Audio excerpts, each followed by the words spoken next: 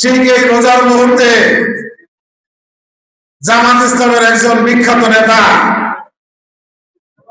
Barrister সাহেব উনি রোজা আর পূজাকে এক করে ফেলছে। কি ঠিক না?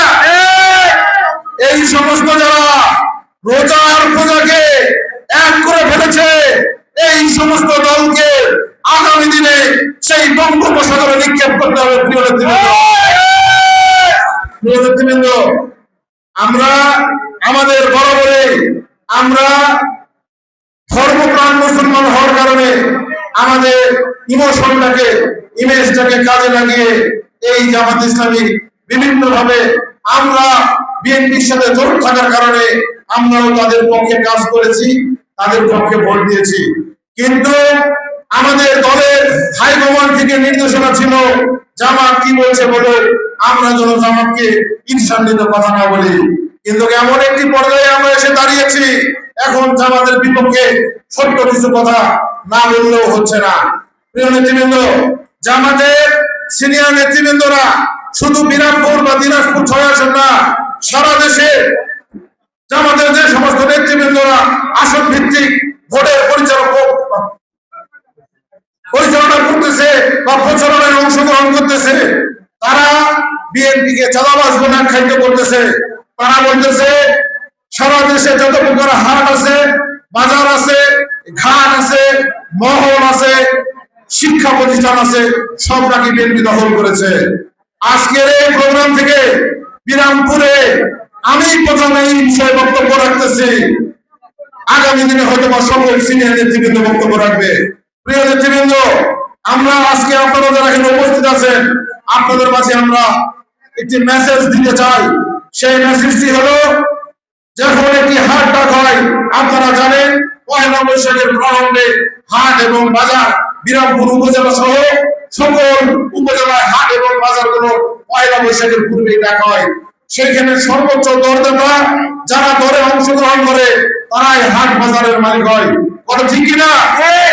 সেই আলোকে বিরামপুর পৌর পশুহাট, বিরামপুর পুরাতন বাজার, কাটলা, কেটলা সহ যে সমস্ত হাট বাজার গুলো আছে, সকল হাট বাজারের মালিক যারা সর্বোচ্চ দরদাতা হয়েছে তারাই হাটের মালিক হয়েছে। কি ঠিক না?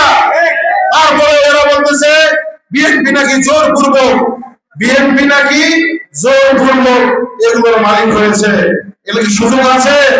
সরকার যে রেট ঘোষণা করে, সরকার যে তালিকা নির্ধারণ করে, সরকার যে টাকা নির্ধারণ করে, সেই টাকার উপরে সর্বোচ্চ দ্বারা, মানে আমি একটু বুঝাই বলি, সরকার যদি 1 কোটি টাকা নির্ধারণ করে, সেইখানে 1 কোটির উপরে সর্বোচ্চ দ্বারা দরদাতা অংশগ্রহণ করে, দলে অংশগ্রহণ করে, তারাই হাট পায়, তারাই বাজার পায়।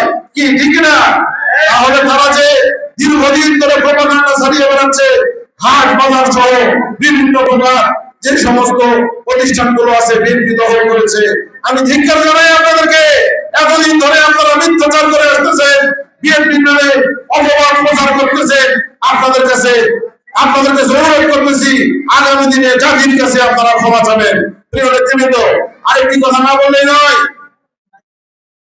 বিরামপুর সহ দিনাজপুর 6 আসন সহ সারা দেশে শিক্ষা প্রতিষ্ঠানগুলো বিভিন্ন পর্যায়ে ফ্যাসিস্ট স্বৈরাচারী সরকার যাওয়ার পরে প্রতিটি শিক্ষা প্রতিষ্ঠানে কমিটি হচ্ছে।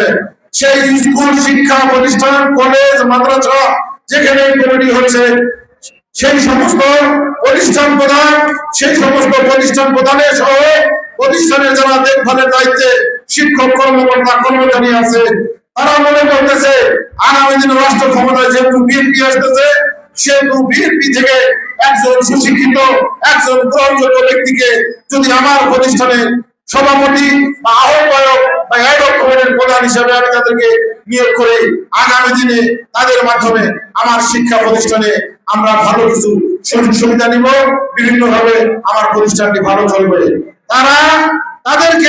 তাদের ব্যর্থতা, তাদের দলের একমত থাকার পরেও বাংলাদেশে কোন শিক্ষা প্রতিষ্ঠানের প্রধান তাদেরকে কোন প্রতিষ্ঠান প্রধানে বসাতে চাচ্ছে না। কি কারণে চাচ্ছে না? তারা একটি মুনাফিক দল, তারা একাত্তরে বাংলাদেশের স্বাধীনতা বিরোধী এই দেশটিকে যারা চায়নি, তারা শিক্ষা প্রতিষ্ঠানের প্রধানের চেয়ারে উঠবে, ওই সমস্ত প্রতিষ্ঠানগুলোকে ঘুরিয়ে ভাঙিয়ে ভেঙে দেবে। এই কারণে তারা শিক্ষা প্রতিষ্ঠানগুলোতে বসতে না পারার কারণে বিএনপি সম্পর্কে অপপ্রচার চালাচ্ছে। আগামী দিনে আমি আমার কথাই শেষে পর্যায়ে চলে আসছি। আগামী দিনে এই বঙ্গবন্ধুপুর ইউনিয়নে যে গণজোয়ার সৃষ্টি হয়েছে, আজকে দিয়ে এই হলরুমে দুইটি প্রোগ্রাম হলো, একটি কর্মী সভা, একটি মত বিনিময় সভা, একটি মিলন মেলা।